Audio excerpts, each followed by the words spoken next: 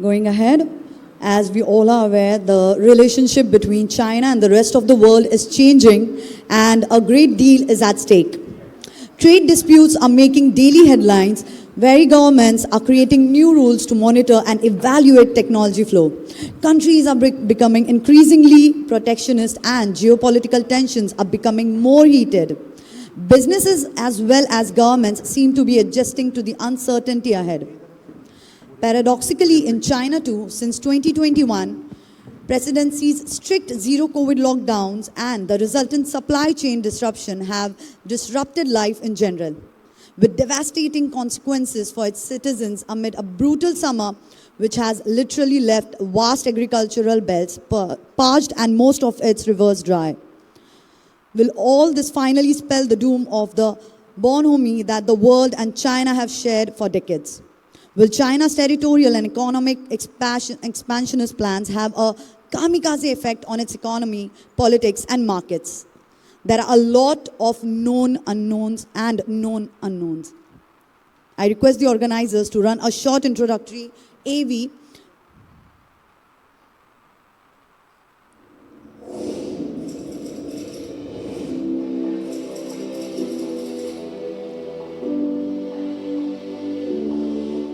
China is one of the most misunderstood economies in the world, yet one of the most important for investors to figure out. It can be difficult to find out what is really going on. Enodo Economist, led by Elara Ashwamedh, helps investors make sense of China and make money. I think the unique thing about Elara is that she comes from Bulgaria, and because of that, she's used to what a communist country is like. So she's got a unique perspective on China. I've known Diana for many years, and I've always regarded her research in China as very high quality. We've made some big asset allocation calls on China and emerging Asia over the last 10 years. And fortunately, most of them have been right, and most of them made our clients a lot of money. And we've got the average bank for a lot of those decisions. Enodo has excellent contacts here on the ground in Beijing. If I were to describe the research in 3 words, it would be thoughtful, anti-consensus, and consistent. We really appreciate Diana's interpretation of the numbers, the official data, that helps us see what's hidden behind that. I love the way Diana and Enodo make complicated issues understandable. I would definitely recommend this research to anyone who wants to know what's really going on the ground here in Beijing and for the impact on the world economy as a whole. Please join me in welcoming Diana Choyleva, who is a leading expert on China's economy and politics. She believes China is one of the most misunderstood economies in the world and yet one of the most important ones to figure out. She is here today to share her views on how the Chinese economy, political system, and financial markets work in tandem and how they affect the world economy. I request the organizers to share her presentation on the big screen. Over to you, Diana.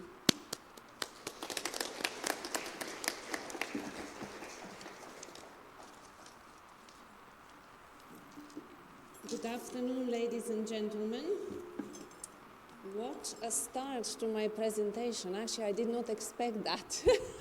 And this is the first time I'm seeing this video on such a ginormous screen. So thank you, Elara Capital, not only for the invitation, but for bringing such a smile to my face.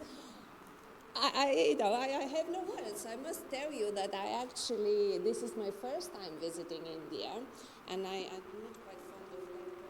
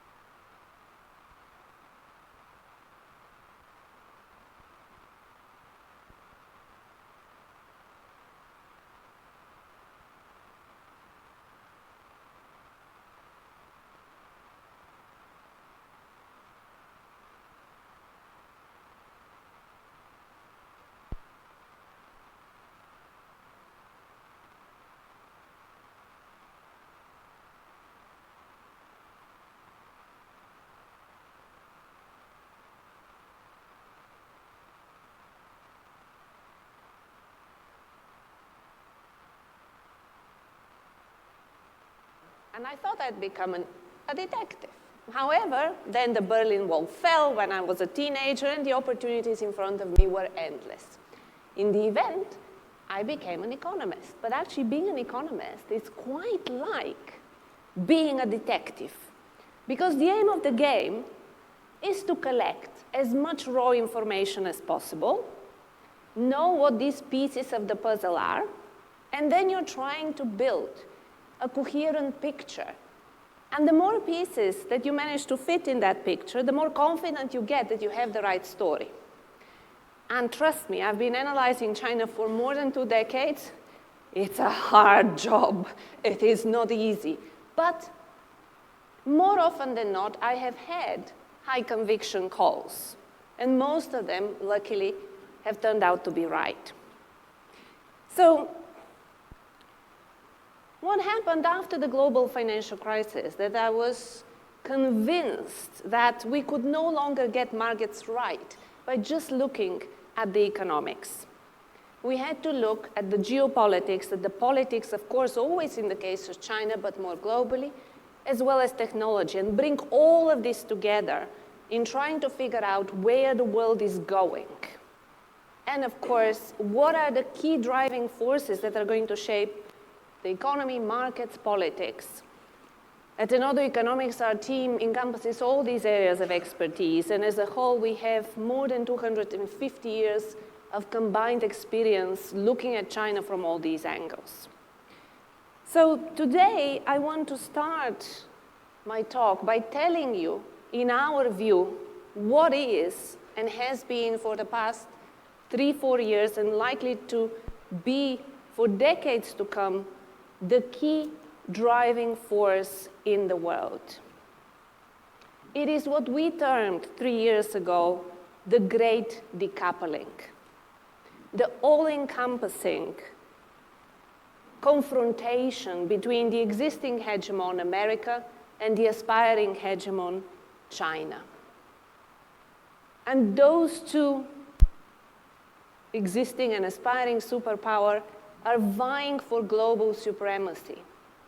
And everything that's unfolding in the world today is shaped by this very aggressive competition. Now, if I had more time today, I would have done a poll, and I did a few of these presentations in the last few months, and I gave the audience choices of voting what they think will be the key global driving force. And a lot of the time, the audience would actually vote for climate change and the challenge we have to save the planet. And as we heard from the previous NGO, that is an existential threat.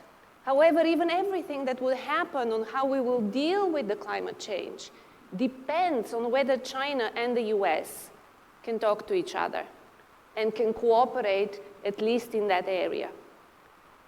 But now, post the visit of Nancy Pelosi to Taiwan, even discussion on climate cooperation has been suspended between the two countries.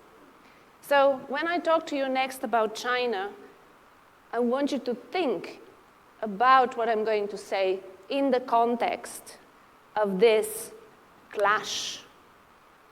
A clash that is likely to bifurcate the world economy and not balkanize it, to borrow a term from the area that I come from, in the sense that I view that the winner of the current technology race is going to be the hegemon of the future. And at the moment, China and the US are so far ahead as competitors that no other country in the rest of the world, and I'm very open to be persuaded that India can be a contender, but I would certainly posit that it's certainly not going to be a contender on a 10 to 15-year horizon, maybe further down the line. But as we're looking in the more immediate future, the world is splitting into the US and Chinese sphere of influence.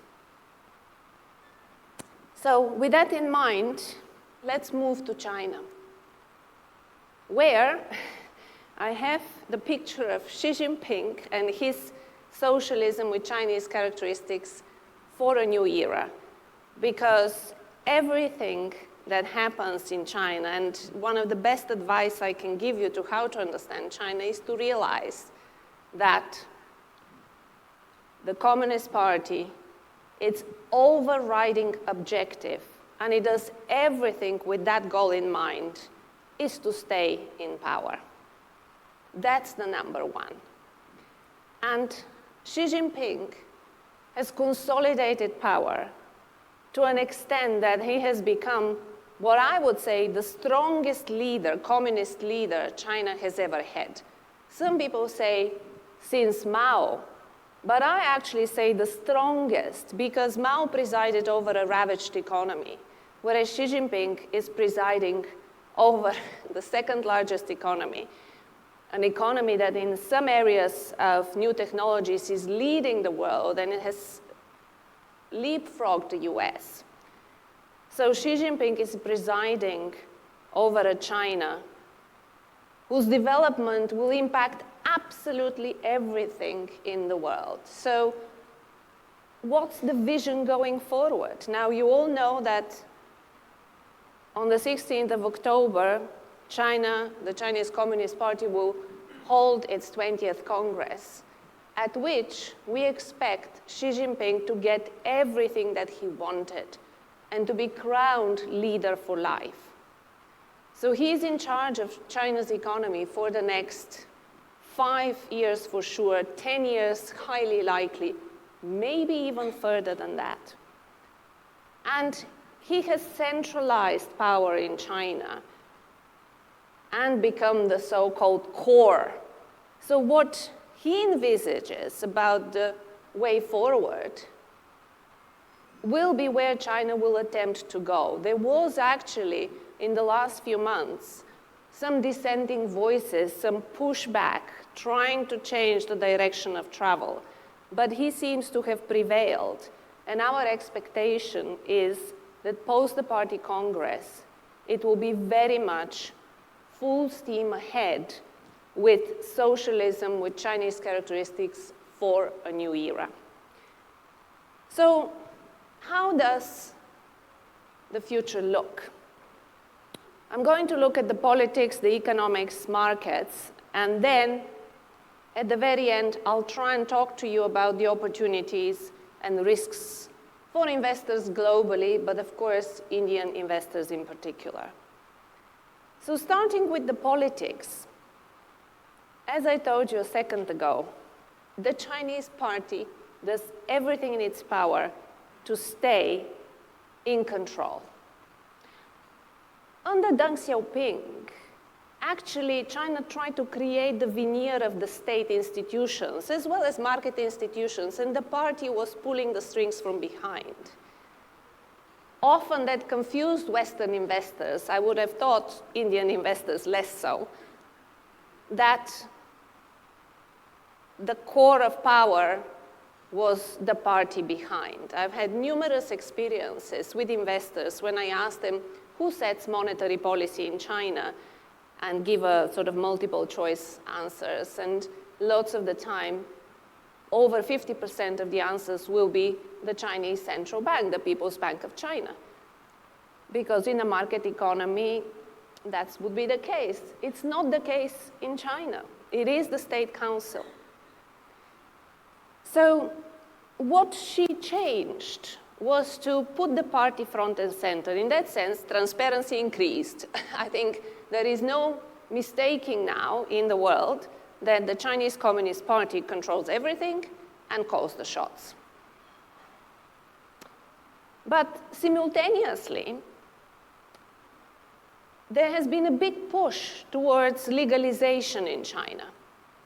China is doing a lot of work to make, to sort of put behind it the days of the Wild West, where even when foreign investors went, everything was allowed as long as it wasn't specifically forbidden, and there was not recourse to the rule of law.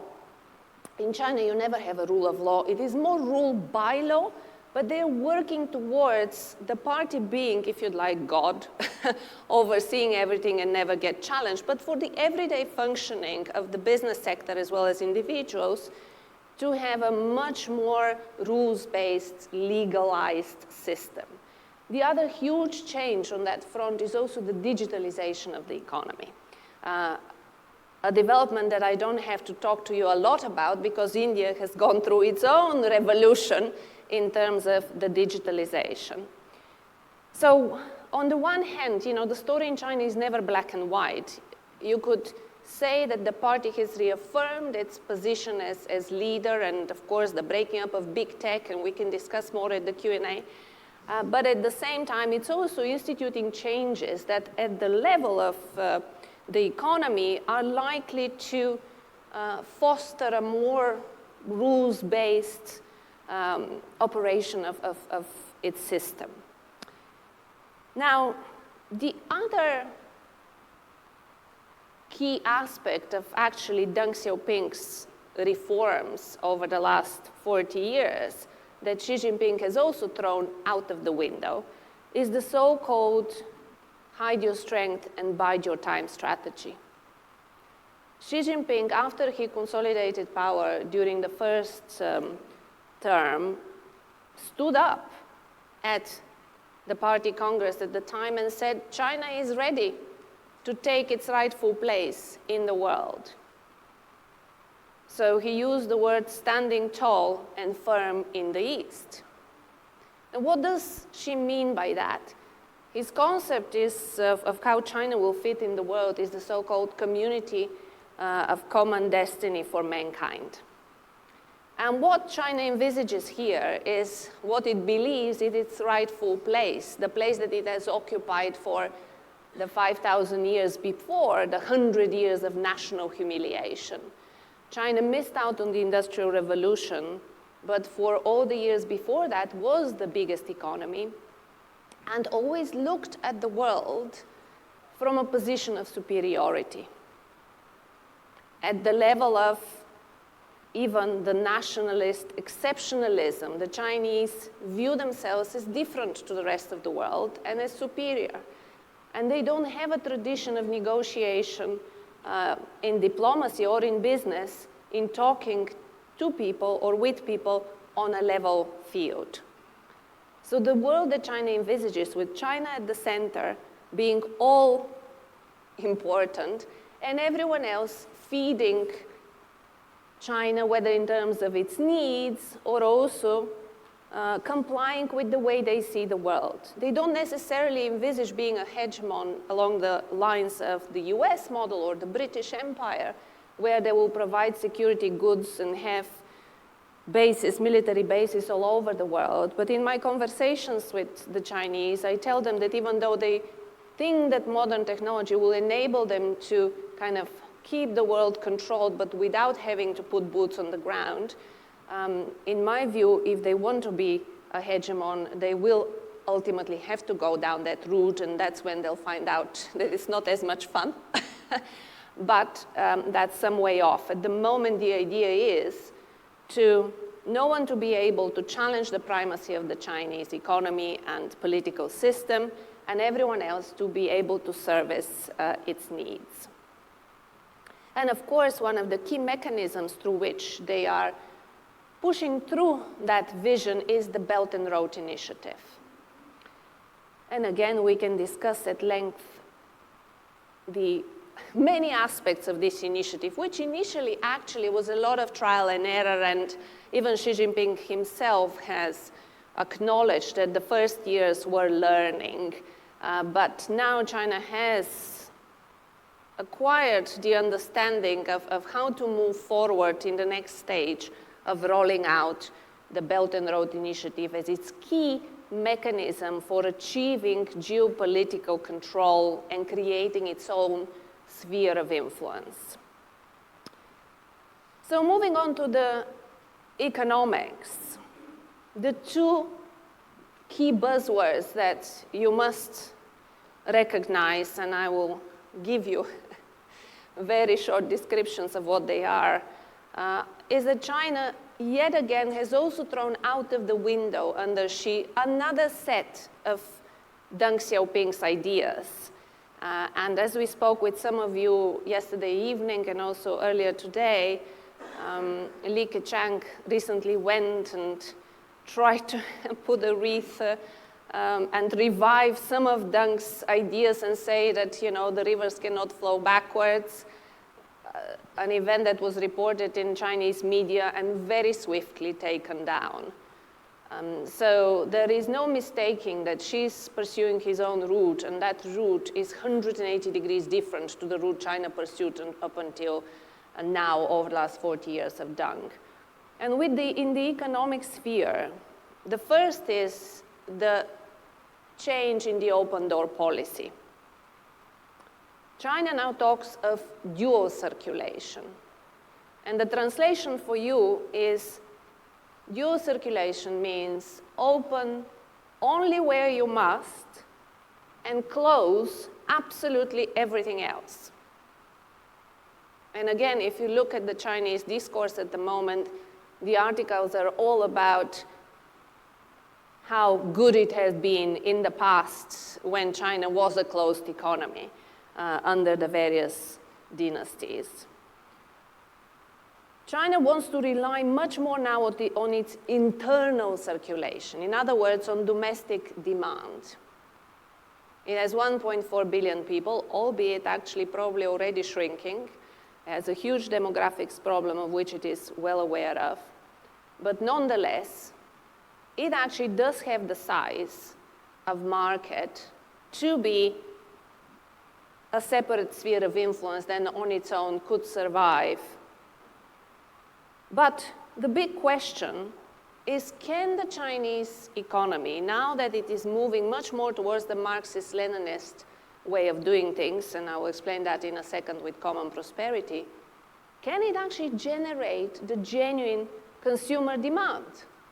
Because the problem has been, ever since China joined the World Trade Organization, that the share of consumption in China has gone down, and it relied on grabbing ever larger parts of the global export or the global trade pie up until the financial crisis, which itself, China's mode of development led to the global financial crisis, not the other way around. And post that, with the global trade pie not growing and the Chinese currency becoming overvalued by 2011, they could no longer carve ever larger parts of that global trade pie at the same rate. So what happened was that without the export income flooding through after the global financial crisis, for them to grow in the old way of just throwing money at unproductive investment, they could no longer do that without debt going up as a share of GDP. And it had gone up at a very fast pace and reached now levels. In 2015, when China had its scare, and certainly foreign investors were looking at the issue of debt and getting Armageddon scenarios in their head, at that time we said this is not the time yet. China has the ability to weather this crisis. But looking at China over the last 2 years, this is the sternest test by any stretch of comparison that its model is facing, largely because they're attempting a transformation that no one else has attempted, and one which negates and changes the very drivers of their growth performance of the past. So one of these drivers is actually Deng Xiaoping, this quote has never been found by him having written it or said it anywhere, to get rich is glorious.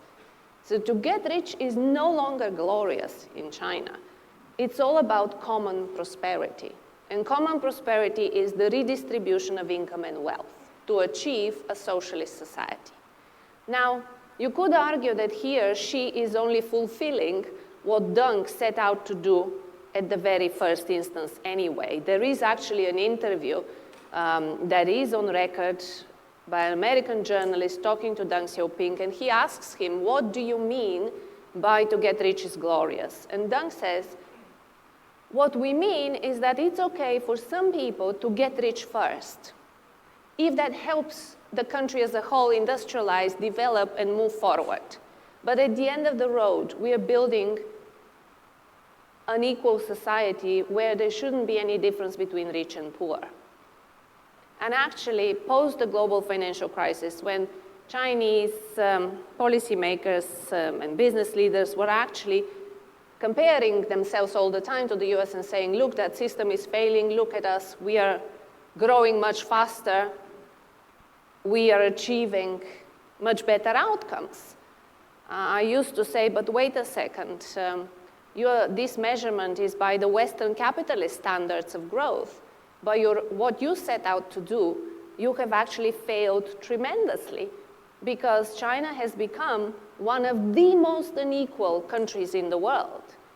So if Deng Xiaoping at the time, we take him at his words, set out to build this socialist society, that has certainly wasn't achieved before she came to power. And he said it was clear where things were headed already in the first years of his rule. But of course, it took him time to consolidate power to be able to institute what have been fundamental changes. So with common prosperity, Xi himself is a very frugal man. He hates ostentatious spending. And ultimately, while on the one hand, China is trying to, and this is where the contradictions come in play, but bear in mind that the way the Chinese look at the world is through always contradictions.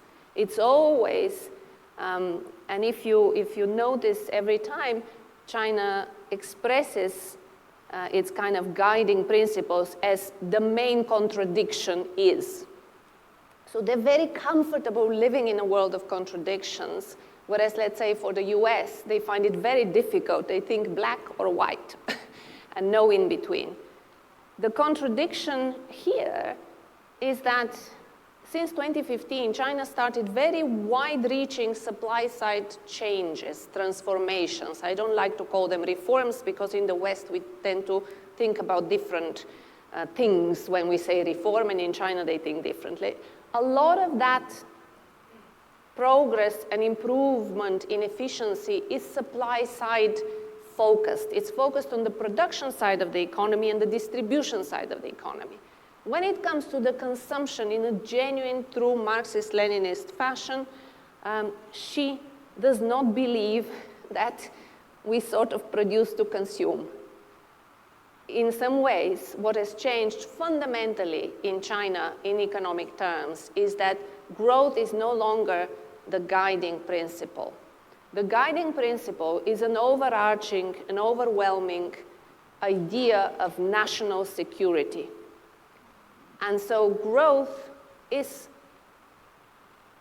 relegated, and we are about to find out, post the Congress, how far down it has been relegated, because certainly China at the moment is facing very difficult economic environment, out of which it will find it very hard to progress if it doesn't become pragmatic on the issues of COVID and a host of other issues, which I'm sure you'll ask me in a second during the questions. But under Xi, national security, this overarching concept, is the guiding principle. And importantly here, the rejuvenation of the Chinese people has been tied to the unification with Taiwan, which introduces the biggest risk that is out there for investors and business leaders. Because if China attempts to take over Taiwan militarily, of which we see a probability of over 70% over the next 5 years. So as far as we are concerned, this is a very likely event. Then that will, I'm sure, that will make COVID and the disruption of global supply chains and how the world works pale in significance. So, and Xi has made it clear with both words and importantly actions that he wants to be the leader that achieves that and enters in China's history books as the one who unified. So what does that mean for markets in China? Well, again, as a contradiction or bizarrely, China is right now, and has been for the past 2 years, opening up, throwing the doors of its capital markets to foreign investors. Something they've been asked to do for the past 20 years, and they resisted it. So why?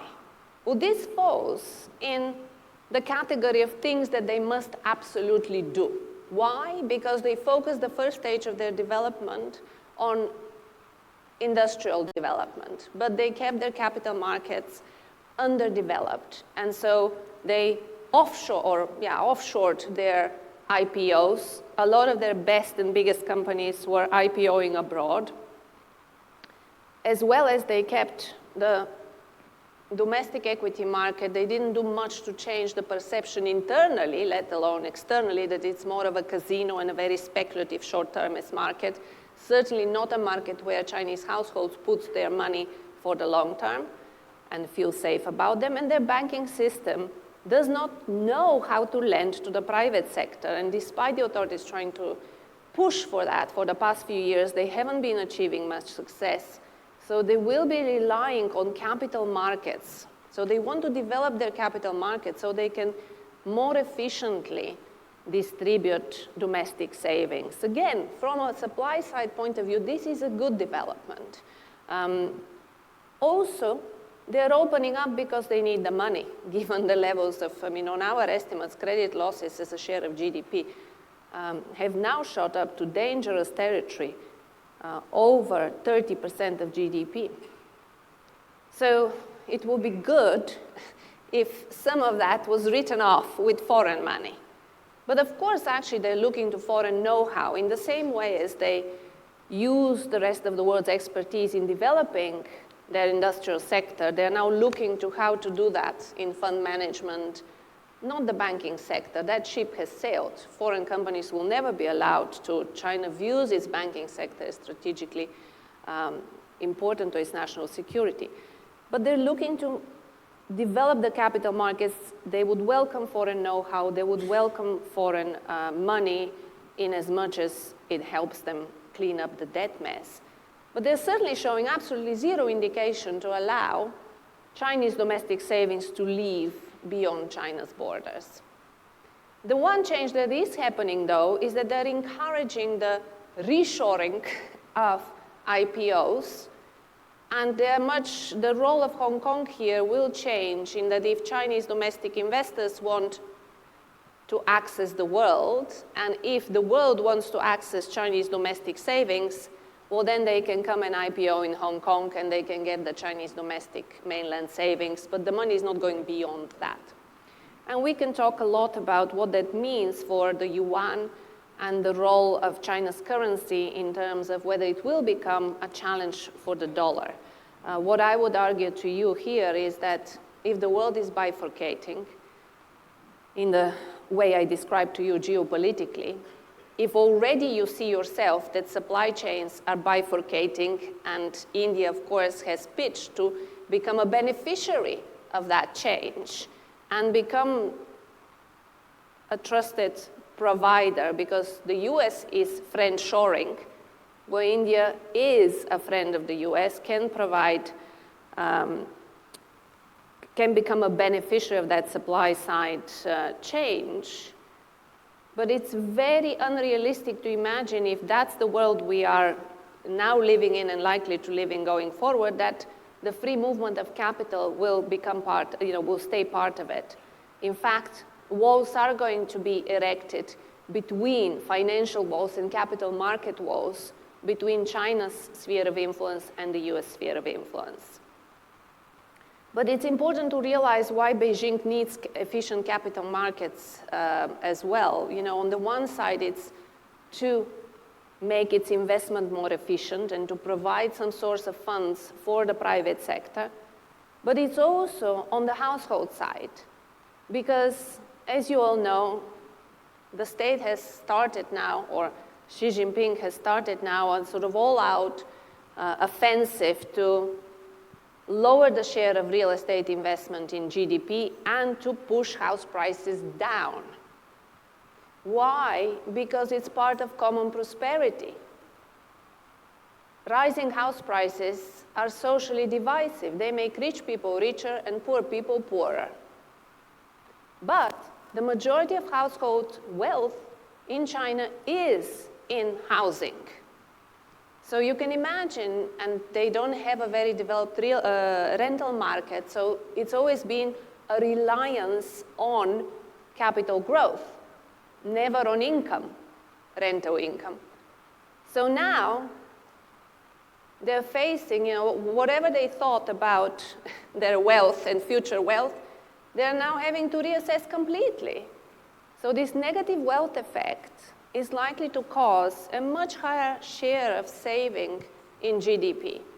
And it comes on the back of the de-risking campaign that China has been engaged in since 2015 to try and rein in the so-called shadow banking activities, which essentially, from the perspective of the households, this was a way for them to earn higher yields of their deposits, because in China, the banking sector intermediates the majority of the savings. It keeps deposit rates low, so savers get nothing in order to be able to finance the industrialization at low credit rates.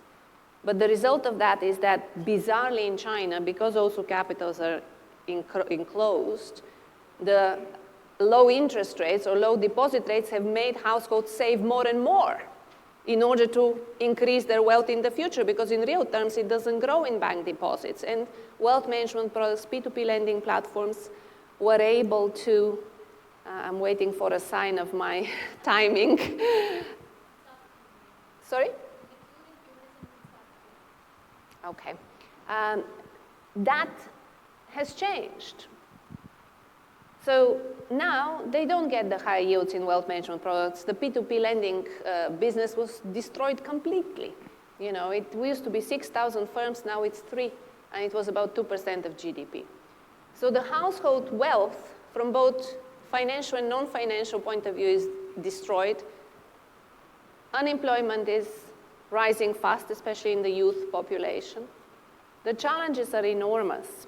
Now, for 2 minutes, what this means for markets.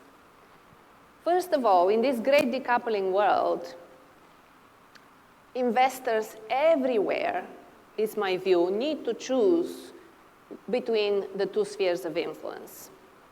It will not be possible to straddle both worlds and have your cake and eat it. If you'd like, the pinnacle of that tectonic shift, for example, is a company like HSBC. There's no way, I've told this to HSBC a few years ago, there's no way this group can stay together. It will get split up. That means that there are large cost and revenue shifts across the world coming up as these supply chains are rejigged in terms of nearshoring. And also, it's from the point of view of national security, nothing to do with cost. So this is a world, and again, I talked to you that the dollar-based global financial system is also going to change and bifurcate. And all of that means that we are living in a very challenging world of stagflation, of cost-push inflation, because productivity growth comes down, costs go up. And in that world, what happens in each sphere of influence and in each country, from a macroeconomic point of view, it will depend on what central banks and the authorities decide to do. Do they decide to validate the stagnation part, or do they decide to validate the inflation part? So I shall stop here and open the floor to questions. Impact on the global market. As we assemble questions from the audience, I request Elara Securities Senior Vice President and Economist Garima Kapoor to start the Q&A session with her initial question. Thank you, Diana, for a very fresh perspective on China. I have two parts of the question, and probably they might contradict to what you said earlier. You mentioned about the dual circulation theory and the purpose of trying to correct the inequality. Will that not lead to lower savings because the propensity to save is much higher at the higher end of the income curve? And the consequent part, if not, then what is China going to do with all the excess savings? Because as demographic decline takes place, you're not going to need so much investments. So is China never going to, or the world is never going to see the unleashing of excess savings of China's economy ever? I mean, I can't tie this piece together. The answer to the first question is that in economics, you never have the direction of causation one way.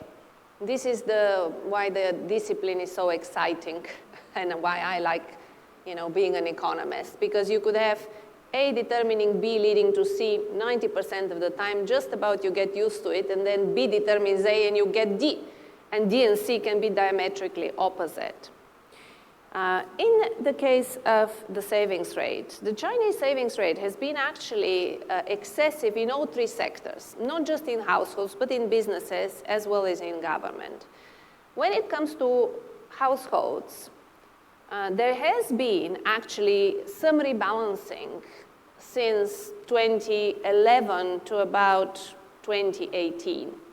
That rebalancing was because, bizarrely, in the rural areas where where people have very low incomes, they were still saving excessively. Why? Because even if they wanted to buy a washing machine, they couldn't.